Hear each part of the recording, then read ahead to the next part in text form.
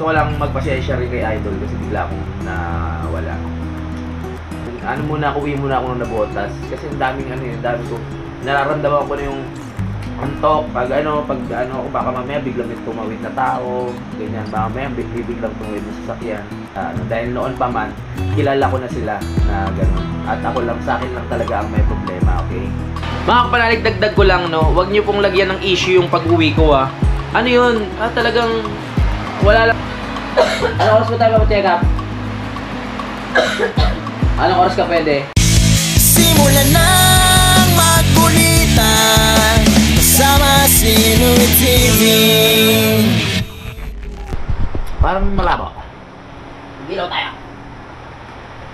Hi! Ayan, syempre kahit nandito tayo sa Nabotas, magbablog pa rin tayo. Nakauwi na ako dito ng mga 1:30 na ba, Dangbu? Mahal ko? 1:30 or 2, no? 2 o'clock nakarating na ako dito. Ayun, nasa biyahe pa rin sila Idol, hindi pa sila nakakarating ng Nueva Vizcaya. Kahapon, mga kapanalig, nasa salamin ko, maano naman yung mata ko.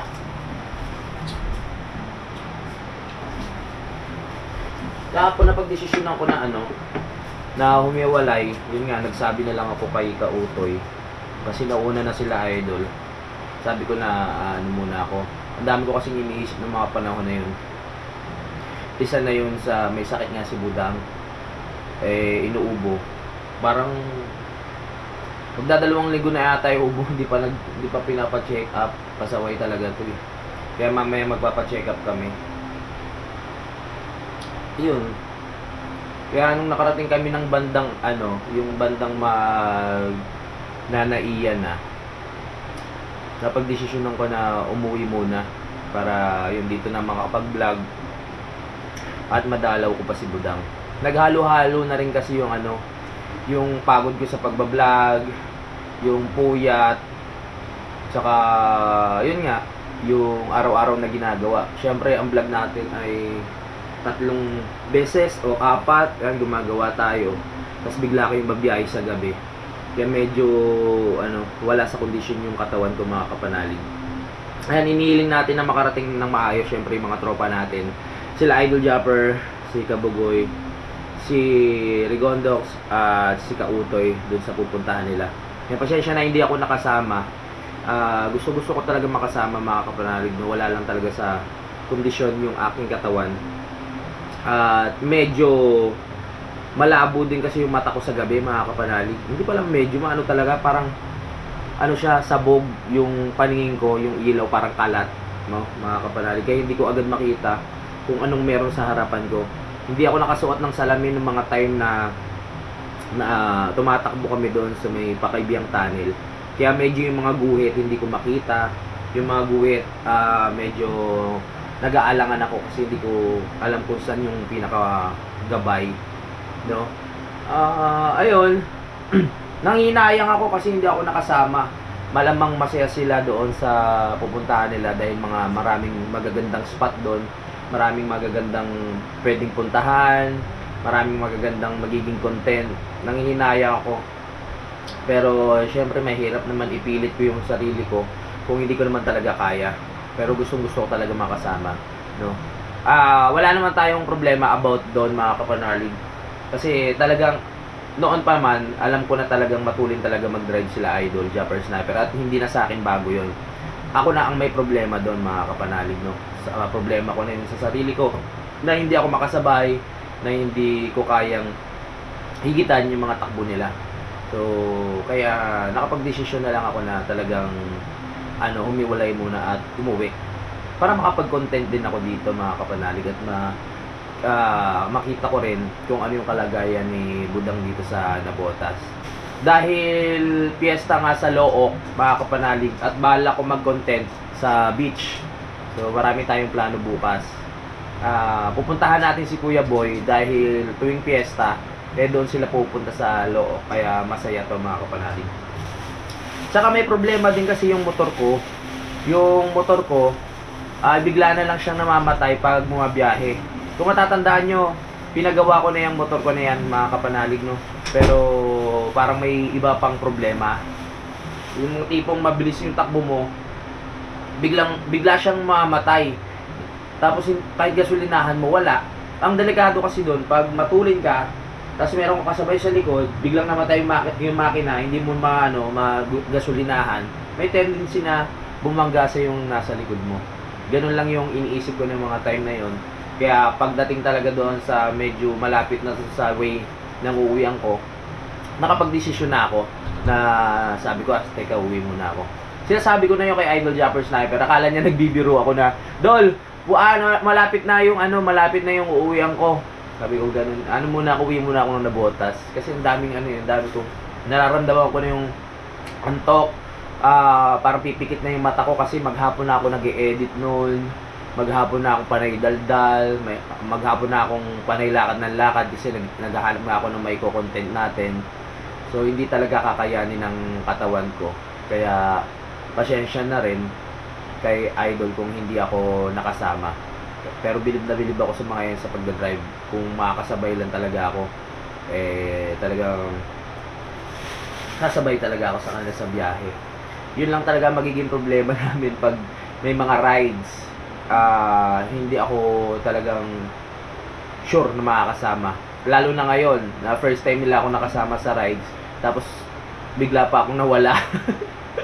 Talagang si Kautoy kasi yung nasa likod ko eh. Si Kautoy yung nasa likod ko. Raider din yung yan. Kaya sabayan lang ako sa likod. Ayan, pagkasabi ko, malayo na sila Idol. Kaya sabi ko, Kautoy, kaya nasa akin yung radyo. Kasi sa akin ibinigay ni Idol yung radyo para kung sakaling maiwan ako, meron kaming contact, no? Kung nasaan na. Yung binigay ko kay Kautoy, tapos sabi ko, Kautoy, parang lumalandi na yung boses ko. Tapos yung binigay ko na kay Kautoy, tapos sabi ko, pre, ikaw na maghawak nito, pakisabi na lang kay Idol na uuwi muna ako. Yun nga, dahil, pag marami ka kasing naramdaman nung iniisip, hindi mo rin ma-enjoy yung biyahe. Kaya sabi ko, sige, muna ako, kakalas muna ako sa biyahe. Sabi mo, bumalik na ako, tapos doon na ako sa may, ng Ross Boulevard, diretso na ako pauwi dito. Sa susunod, pag mga malapit lang siguro, walang problema, pero pag malayuan, na katulad ng ganun, mukhang hindi ko na kakayanin, mga kapanalig, no? Marami pa naman next time. Tignan natin pa, marami pa nang mangyayari. Pag mga tipong dyan lang. Ang problema pa sa akin kasi madilim. Sabi ko sa umpisa, okay lang to, sabi ko. Pag nagliwanag naman, may enjoy ko na yung daan. Parang biyahe ko sa Ilocos Norte, mga kapanalig, no? Na pag bumabiyahe ako dyan sa MacArthur Highway, maraming lubak, hindi mo makikita basta-basta. So doon ako nag-aalangan dahil malabo na nga yung mata ko. So hindi ko ma-enjoy sa part na gano'n na baka mamaya may bato, may hukay, o kaya may biglang tumawid. Umalis kami noon nasa mga 10, ganyan, 10:30. So iniisip ko, ang bilis namin nakalagpas sa tunnel, mga kapanalig. Talagang ang saya eh. Talagang yung talagang nandun pag nag-enjoy ka. Pag hindi mo inisip yung aksidente, talagang kakayanin mo. No? Ganun lang naman ang diskarte doon. Ang lang, sabi ko, pagdating doon sa may di ba, naik na, tapos dire-diretso na. Hanggang makarating na nga doon sa Panaiya. Sabi ko, naramdaman ko na sa katawan ko na parang hindi ako aabot nito hanggang umaga ng pagmotor. Delikado, baka mamaya may mangyari pa. Kaya napag-desisyonan ko na anong oras pa lang yun? Alas 12 ata. Nasa Naiya na kami. So ibig sabihin may 1, 2, 3, 4, 5 na oras pa bago sumikat, o 6 na oras pa bago sumikat yung araw, bago ko makita ng maigi yung daan. So yun ang iniisip ko, mga kapanalig. Basta wala naman akong kila Idol nahihiya nga ako dahil hindi ako nakapagpaalam ng maayos, hindi ako nakapagsabi na hihiwalay muna ako ng way. Nag-chat na lang ako sa kanya. Tayo naiintindihan naman ni Idol, may sakit nga rin si Budang. Hindi ko pa alam kung kailan ang balik nila, hindi ko pa alam kung kailan ang schedule. Pag naging maganda kasi ang doon, ang tawag dito, ang views, syempre mag-spend sila. Kaya shoutout sa mga taga Nueva Vizcaya. nadaanan ko na din naman yung Nueva Vizcaya nung bumabiyahe kami nila Kuya JP, no? Maganda rin yung lugar na yan, tsaka maganda rin yung daan. Ngayon, ipapaayos ko mamaya, ipapasilip ko lang kung ano yung nangyari sa motor ko, no, na namamatay. Nakausap ko na yung gumagawa, I mean yung may-ari ng shop, kung ano yung mga pwedeng gawin. Tapos papacheck up din natin si Budang, hindi lang yung motor, syempre si Budang kailangan din natin ipa-check up yan para malaman natin kung ano yung kanyang lagay. Ngayon lang naman po mga kapanalig, no, gusto ko lang magpasensya rin kay Idol kasi bigla akong nawala. Habang wala pa sila Idol, syempre ayoko rin namang masayang yung araw ko o maubos lang sa wala yung, I mean maubos yung oras ko dito. Hindi naman sa as in maubos sa oras ko dito, na ano nga ako napapaisip ako kasi dinaanan ko lang si Budang, tapos babalik na rin ako kinabukasan. Bukas Sabado, Linggo walang pasok si Budang, pero sabi ko sakripisyo na naman, kailangan talaga mag-sacrifice para sa challenge, kailangan din para sa mga pangarap. Bawat ginagawa natin, basta lagyan lang natin ng sakripisyo, may gandang resulta naman yan mga kapanalig, no? Magiging masaya to bukas dahil alam nyo naman, pag piyestahan, maraming tao, maraming ganap, at marami tayong makakausap at makakakulitan. Sa Looc kasi, doon lagi pupunta sila Kuya Boy. Pero hindi alam nila Kuya Boy kung saan yung ilog na pinupuntahan namin. Hindi kasi nila nadediretso yung ilog doon mga kapanalig, no? Tapos yung sinasabi ko nung isang araw na pupuntahan natin kaibigan ko na si Milson, ay pupuntahan din natin dahil magko-content tayo sa beach. May titingin tayo kung ano yung mga pwede natin magawa doon. Susunduin ko muna siya para may kasama din tayo na taga doon. Dahil si Milson nga marami din kakilala. So mas maganda kasi taga doon si Milson diba? Meron tayong kasama natin si Kuya Boy na meron ko mag-anak yung kanyang asawa, at kasama natin si Milson na taga Kalayo pero maraming kaibigan sa Looc. Kaya sobrang magiging masaya to dahil may mga kasama tayong mga may kilala din doon sa lugar. Hindi naman pwedeng pwede naman makikipiesta ka na wala kang kakilala. Siyempre, kung pwede naman yung makikikain ka, papasok ka sa loob, wala nang problema dahil pesta naman. Pero iba pa rin pag meron kang kakilala. Mas magiging panatag yung loob mo, mas magiging wala kang isipin na iba na kung ano man mangyayari sa'yo masama, diba? Dahil may kakilala. Masaya, dahil si Kuya Boy, baklaan na naman to, malamang. Pagkasama kayo, automatic mga kapanalig, automatic talaga yung pag si Kuya Boy kasama. Na yung mga biruan naman yan tungkol sa mga bakla, kaya masanay na kayo. Parang nagagaya na nga yung boses ko kay Kuya Boy. Kahit normal, merong parang merong sa huli na alam nyo na yun, yung may ganun. Salamat talaga sa suporta ninyo. Yan, kukunin ko na rin itong pagkakataon na to para magpasalamat dahil po graduate na tayo. Ilang araw na lang ay matatapos na, pero hindi pa po tapos. Kaya patuloy pa rin po sanang hinihingi ko ang suporta ninyo, no? Hindi lang sa akin, sa lahat ng kasali, no, na sana suportahan niyo sila. So sana no skip ads po tayo kung mayroong mga nanonood dito mga kapanalig, no. Mas malaking tulong na rin po 'yan. Sa challenge na to, talagang halo kaya ng utak mo, halo kaya ng kakayahan mo kung paano mo talaga mabibigyan ng kasiyahan yung mga manonood, kung paano mabibigyan kung paano mo sila may entertain, no? Kaya yung mga dating hindi ko ginagawa nagagawa ko na ngayon. So nagagawa ko na dati yon, yung mag-entertain ng tao o kumausap sa vlog ko. Pero dati kasi natigil, 'di ba? Dahil nga nasa nasa Kampanalig, umiikot lang doon yung content ko, doon lang sa Kubo. So sa Kubo, ang kausap ko doon sila kuya lang, yung mga halaman, yung mga kahoy doon at kung ano-ano lang. Pero pag meron tayong maraming kasamang tao, napakasarap kumausap. Minsan na nga lang sa sarili ko, pag kumakausap ako ng tao, nagugulat na lang ako na natatanong ko yung mga ganung bagay na biglaan na lang pumapasok sa utak ko. So maganda talaga merong conversation mga kapanalig sa mga nasasama natin sa vlog. Kaya sa mga sa mga future na sa mga susunod na mga kasama ko sa vlog, nagpapasalamat na agad ako sa kanila dahil sila ay isa sa magiging parte ng ating content, no? Yun. Ano pa ba mga plano ko? Gusto ko lang naman kayo ma-update. Wala na naman, nasabi ko na sa inyong lahat. Maghintay lang ako ng tamang oras, mag-aayos-ayos na rin naman ako dito. Mamaya mamimili na rin ako ng mga konting gamit kasi yung mga gamit ko ay halos luma na din. So may mga bibili na ako ng sakto lang sa budget natin para makasuporta lang sa mga content na gagawin ko, no? Plano ko sana hihintayin ko na lang sila bumalik kasi pagbalik nila MacArthur Highway ang daan naman nila Idol, no? Malapit na yun dito sa amin, pwede na ako sumabay pabalik. Kailan pa yon? Baka Monday pa. So hindi naman ako mapapakali na wala akong gagawin dito at hihintayin ko sila.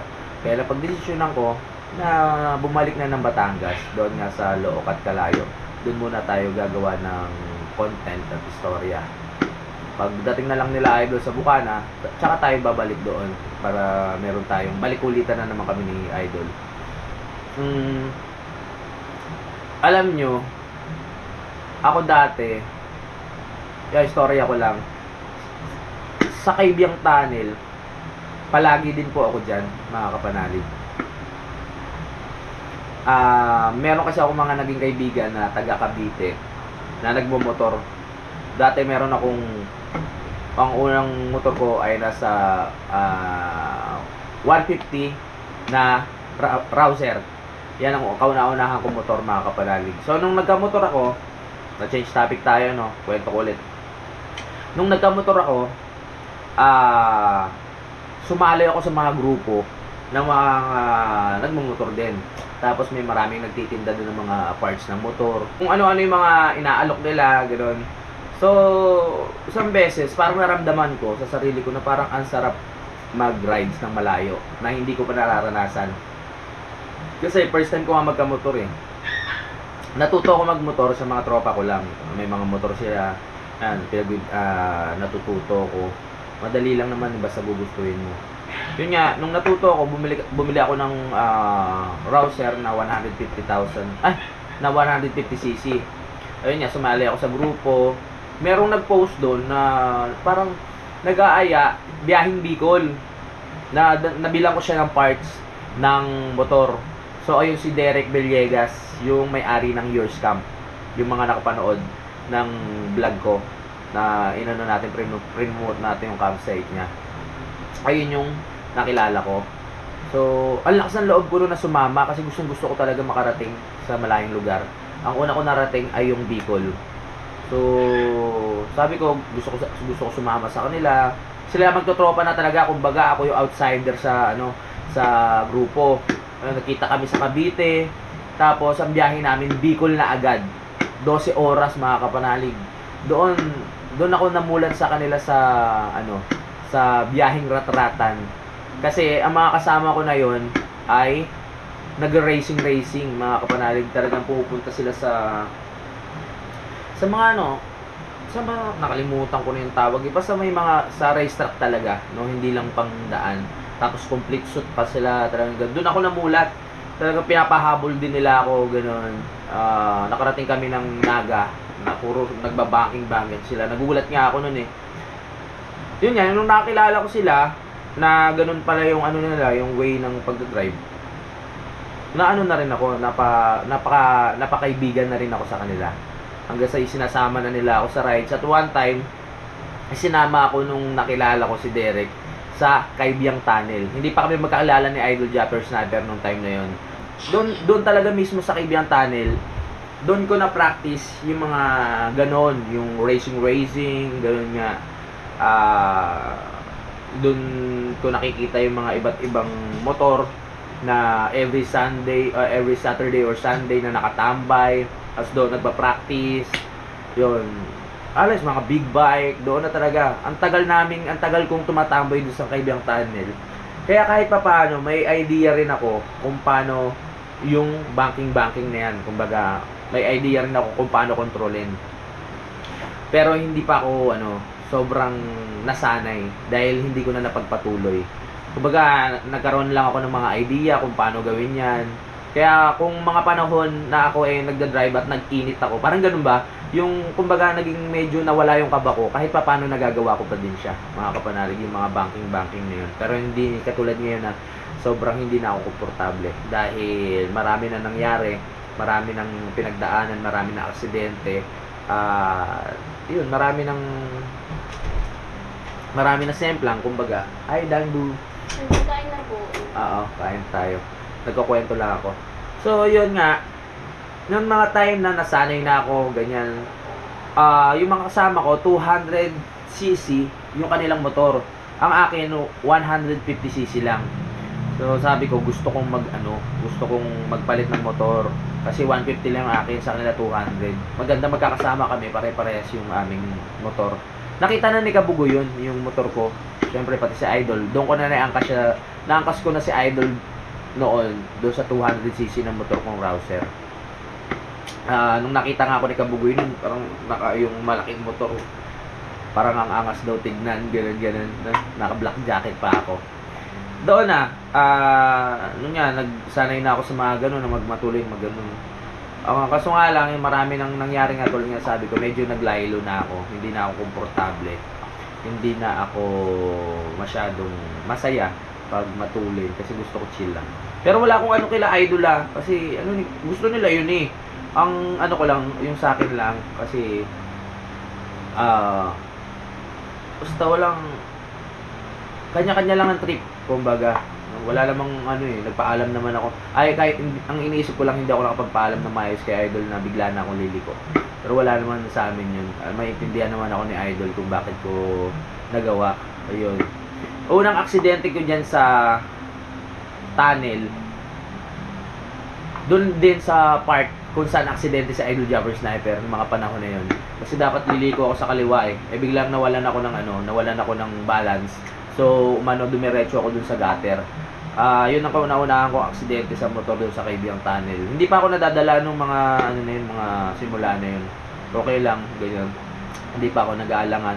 Practice pa rin. Sumasabay ako sa mga kaibigan ko na talagang matutulin sila mag-drive. Tapos backing doon. Yan. Nung huli, nagugulat na lang yung mga kasama ko na bakit lagi na ako nakakasunod sa likod nila. Parang hindi nila ako maiwan. Natututo na ako ng mga panahon na yun. Hanggang sa, eto na, ang malala kong aksidente, yung isa pa, yung nabali yung daliri ko, ayan. Yung mga panahon na yan, nung nabali ito, matulin din ako mag-drive noon, tapos lasing na naman. Galing kami sa inuman. Merong biglang lumabas na pedicab, tapos ito ako, pak! Yung mga panahon na yun, tuloy ko rin mag-drive. So pag ganun ko, buti buhay pa ako, tinayo ko yung motor ko, tapos naramdaman ko na parang may mainit sa part ng paa ko. Tapos yung pala tumutulo na yung dugo. Etong daliri ko na to, nakalawlaw na. Nakalawlaw na yan. Parang hindi ko na talaga, bali yung buto. Di ba Budang, nag-chat ako sa iyo, no? Tapos kalat yung dugo. Ginawa ko noon, sakay kami ng taxi, punta kami ng diyan sa may hospital, diyan sa may Sangandaga, so hindi kami tinanggap. Dapat daw sa orthopedic na din diretso. So punta kami orthopedic, na ayos na, ganyan, binakalan. So okay na. Tapos, nung gumaling ako, normal na yung pagmumotor, normal na, hindi na nagmamatulin, kasi pag nagmamatulin ako, naging nga ako, parang defensive driver ba tawag doon. Parang malayo pa lang, iniisip ko na, teka, baka may dumaan. Teka, baka may pusa. Teka, baka may kalabaw na dumaan dyan Kumbaga, pag nagmamatulin ako, teka, baka may dumaan na aso Di ba? Marami na aksidente na gano'n. Naging gano'n na yung yung thinking ko, mga kapanalig. Pag baka mamaya biglang may tumawid na tao, ganyan, baka mamaya may biglang tumawid na sasakyan. Ang aksidente, hindi mo naman yun Kung ibibigay sa'yo yan. Diba? Depende na lang talaga. Basta lang, yun lang. Nakwento ko lang kung kung bakit ako natataranta sa pagdadrive. Pero syempre, bilang nakasanayan na rin ng magmotor, mas gugustuhin ko pa rin magmotor kasi may part na nakaka-enjoy naman talaga. At ayan, talaga ang lagi kong kasama yung motor na yan sa lahat ng biyahe ko. Kaya swerte ko rin sa motor na yan dahil matibay, mga kapanalig, no? Ano pa ba? Yun, simula nun, mga aksidente, mga simpleng ano na lang, bagsak-baksak, hanggang doon na nga sa huli yung tumama na yung mukha ko, 'di ba? Complete ano pa ako kahapon complete hindi naman yung maganda yung pinahiram sa akin ni Idol na gear. Kumbaga meron sa dibdib, meron dito, kumpleto. Kaya medyo confident ako mag-drive nun kasi sabi ko kung may mangyari hindi ako basta-basta magagasgasan, sabi kong ganun. Safe pa din kahit matumba. Ang ayoko lang kasi pag another na naman, paggawa na naman ng motor, imbis na papagawa ko sa bahay ko, nag-iipon ako, papanggamit ko na naman. Ganun lang naman. Pero ko lang, wala akong sa diskarte nila Idol kung paano sila mag-drive kasi ayun na sila. Oh, 'di ba magkaiba naman yung wala tayong doon wala tayong problema doon. Wala tayong dapat i-problemahin sa dahil noon pa man kilala ko na sila na ganun. At ako lang, sa akin lang talaga ang may problema, okay? Hindi ko lang kaya talaga mag-drive ngayon. Kumbaga sabi ko nga, na ako sa matulin. Parang graduate na. So, ayun po ang istorya ng bakit ako medyo talagang alanganin na. At alam nyo naman alam nyo yun sa mga nanonood sa akin. Kung tatanungin niya ako ngayon, kung magpapalit ako ng motor, kung gusto ko yung mga big bike, sa totoo lang, hindi ko na iniisip mga kapanalig Mas gusto ko na lang yung mga ganyan, yung mga scooter, ganyan, yung mga gusto ko. Yung mga pang relax na lang talaga na magagamit. Mga chill ride, mga ganyan lang. Doon ko lang hindi talaga kaya sabayan si Idol sa trip niya, no? Sa mga ganung matulin. Pero syempre, ayoko magkaroon ng normal, noon pa man, alam nyo na ganun, di ba? Normal na po yun. Ano pa ba? Basta hintayin nyo na lang mga kapanalig kung ano pa yung mga magagawa ko o magagawa namin, no? Kasi supportahan nyo pa rin po ang Magic Flakes kahit yung mga nasa dulo o kahit yung mga panoorin pa rin natin sila mga kapanalig. Basta ako, ginagawa ko yung best ko para makapag-upload ng marami at tumawa kayo sa mga uploads ko. Maging masaya kayo mga kapanalig. Yung mga tipong mawala ang problema nyo. Marami na ako naisip na gawin dahil pa lang ba ngayon? 25 pa lang ba ngayon, Dambo? 25 pa lang, no? 24? 24 pa lang. Ilang days pa yung ating kailangan bunuin para sa challenge na yan. Marami kayong aabangan. Tawanan, mga bagong makikilala, mga bagong magiging kaibigan, subscriber, yan, mga bagong makakulitan. Hindi, kahit matapos tong challenge na to, nagustuhan ko na talaga yung yung pakikipag sa tao yung pakikipag-usap, yung pakikipagsalamuha para may magkaroon ng kulay itong ating vlog, di ba? Meron kayo ibang tao na nakikita, hindi lang yung palaging mukha ko, hindi lang yung palaging kung yung pader yung kausap ko, di ba? Sa summer, lalo na yung pag summer, marami akong plano, no, na syempre pag summer marami ng mga namasyal niyan, marami ng mga taong kung saan pupunta, pwede natin silang makakulitan, pwede natin silang makausap at makilala, di ba? Para lumawak din yung ating lumawak din yung ating channel, maraming makakakita. So, yun, magpapagawa ko ng ng sticker. Shoutout pala kay TJ. Yan yung ating tropa. Yan. Yan, mag-aayos-ayos lang ako dito. Sabi ko kasi dun sa sa paggawaan mga after lunch ay dadalhin ko yung motor para mapakita ko. Hirap talaga nun yung biglang makamatay.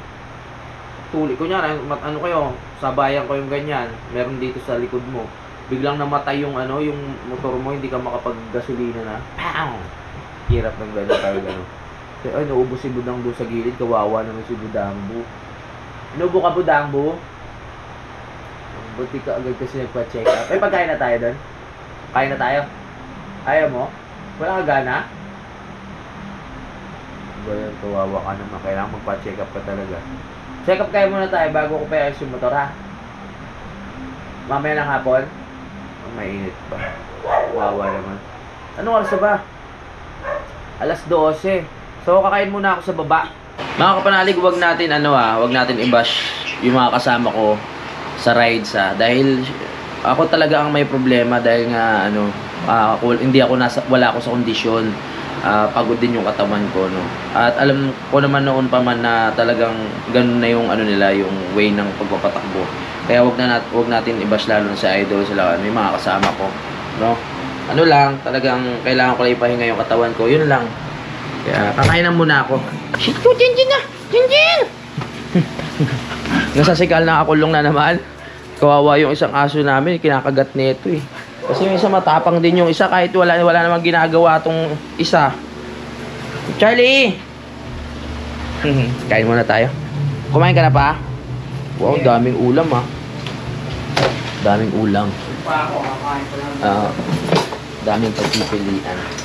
Kumuha lang tayo ng serving spoon para makakuha tayo ng bawat isa. Kain na rin kayo dyan mga kapanalig. At ako'y magdadaldal muna dito habang nag-aayos ng gamit para sa biyahe natin bukas. Makikipiesta tayo, makikikain. Sa Batangas, sa Looc.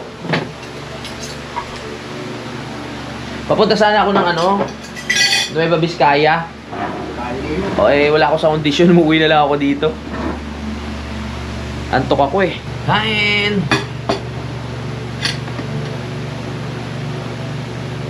Bibili ka na ng pagkain mo, isang beses sa linggo, punta ng bayan. Doon? Bakit? Malayo? Malayo. Bayan. Sa linggo pagkain mo na bibili. Oo. Kain na. Shh! Chin! Huwag matigas sa ulo ha. Kumakain ako dito. Hindi ko nang narating dahil lang sa trabaho. Doon mo natin. Doon mo. Lagot ka sa kanila Paluin nyo nga to.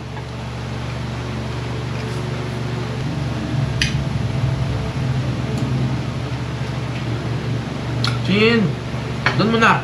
Pag binigyan ka naman, hindi mo kakainin. Ano lang yan, mapangkot lang yan. Nga. May aso namin ganyan, mahilig pero pag binigyan mo, hindi mo kakainin. Bagaro sa takaw mata.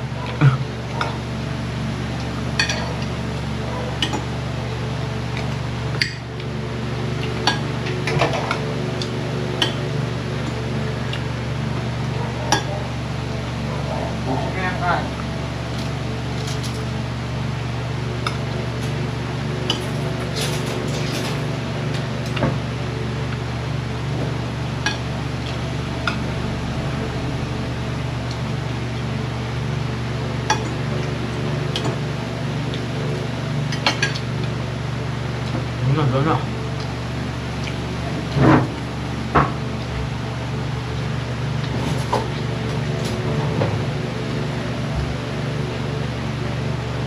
Kain tayo dyan. Hindi ko pa sure kung anong oras makakarating sila idol dun sa pupuntahan nila. Mamaya magla-live naman yun or mag-update.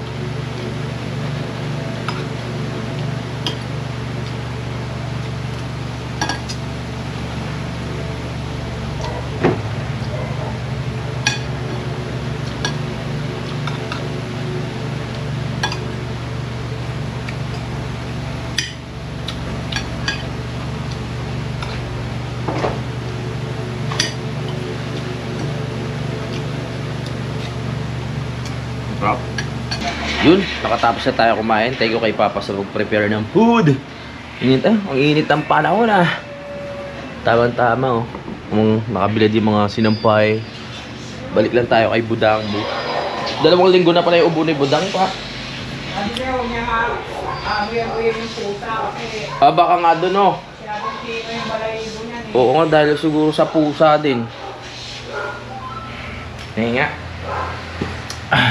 Dapat magpa-check up Hindi kaya dahil sa pusa yung ubo mo? Mga balahibo? Hindi ka ba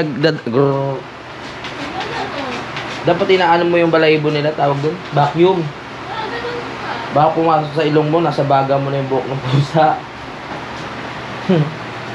Pwede ba mangyari yun, mga kapanalig? Baho! Pupusik Cloud. Nagpupusik Cloud, baho. Baka hindi ko na naman marunong magtakip yan. Takpa mo yan, ha? Hindi siya marunong magtakip. Mga kapanalig, dagdag ko lang, no? Huwag niyo pong lagyan ng issue yung pag-uwi ko, ha? Ano yun? Talagang wala lang talaga sa kondisyon yung katawan ko. Huwag niyo kong lagyan ng issue kaming dalawa ni Idol. No? Walang problema sa aming dalawa. Okay? Ano lang yun?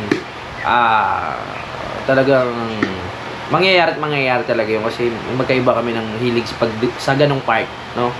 Huwag nating lagyan ng kung ano-anong mga sasabihin nyo na ganun.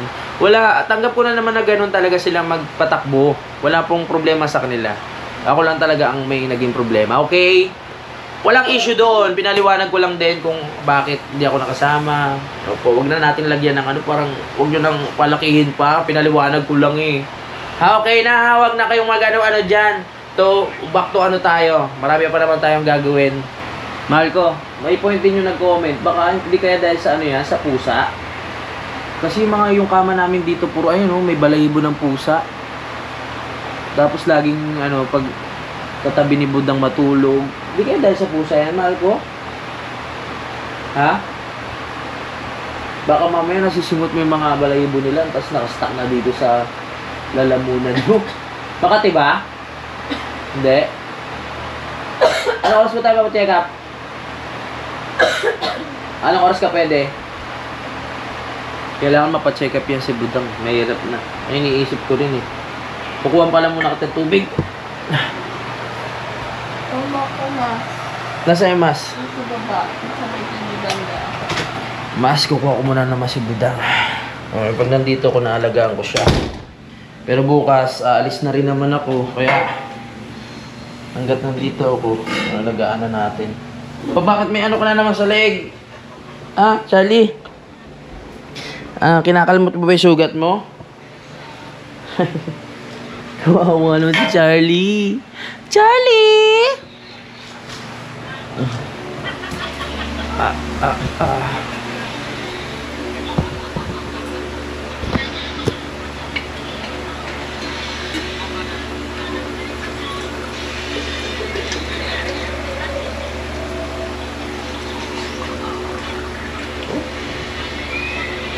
Alright.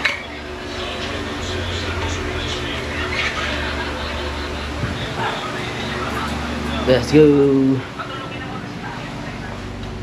Top, kuha naman Charlie oh. Alright. Shh. Saan yung mas? Ay, mas pala. Nandiyan ba yung mas? Apya, tabi ka dyan. Charlie, tabi ka. Charlie! Charlie! Saan yung mas ni Budang pa? Mas, yan, bago. Ito? Ayun. Kailangan ng mas ni Budanggu. Para hindi niya nasisingot yung ano ng pusa. Posible siguro yun, mahal ko, no? Sa pusa din, no? Ha? Allergy ka ba sa pusa? Isang hilig-hilig mo sa pusa. Ay, saan mo nakuha yan sa tingin mo? Ano ba, nagpapatuyo ka ba ng pawis? Wala una nilagnat ako. Oo. Tapos makikita nilagnat ko. Magpa-check up na mamaya. Sumunod din ako. Mas huwag na matigas ulo. 2 weeks na, hindi pa nagpapa-check up. Kung hindi pa ako umuwi, hindi pa magpapa-check up. Nakakaloka ka. Saan tayo magpapa-check up? May na-search ka na? Mag-search ka na para mamaya mag-aayos na tayo. Tapos angkas na kita sa motor. Habang wala pa naman tayo gagawin, mag-ano muna ako. So dito magba-vacuum. Dahil, yun nga, para maalis yung mga balahibo ng pusa namin dito.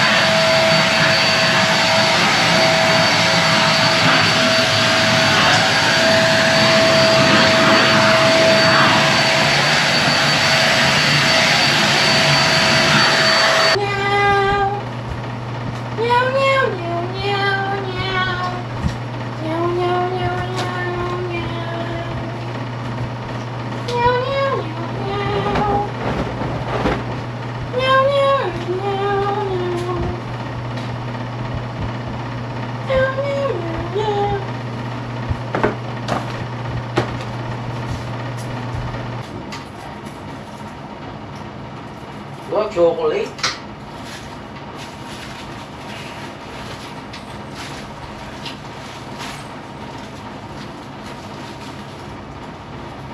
Sabi ganyan.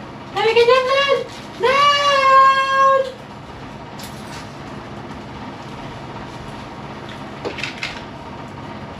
Alka.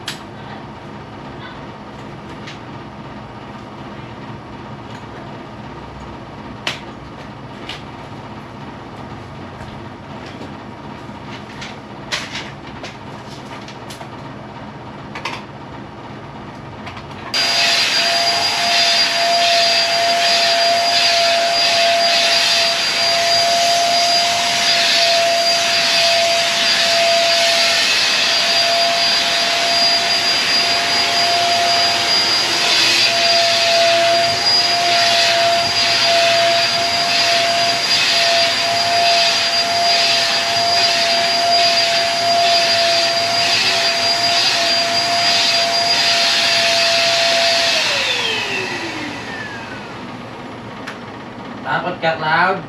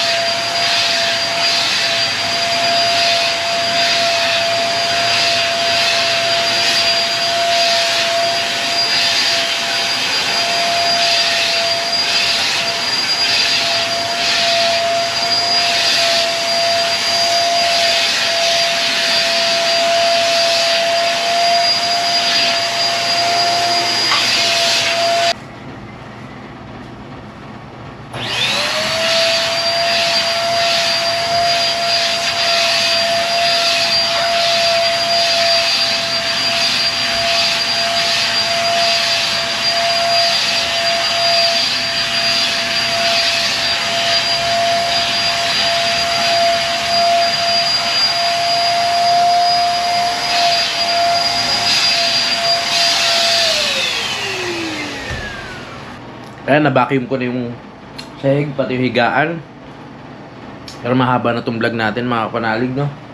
Magpapasalamat muna ako sa lahat ng nanonood at sumusubaybay. Ulitin ko lang po, huwag nyo po gawa ng issue yung pag-uwi ko sa nangyari sa Tulin bag drive nila, idol. Talagang hindi ko lang kaya sumabay at saka wala sa kondisyon yung motor at pagod po talaga ako, mga kapanalig.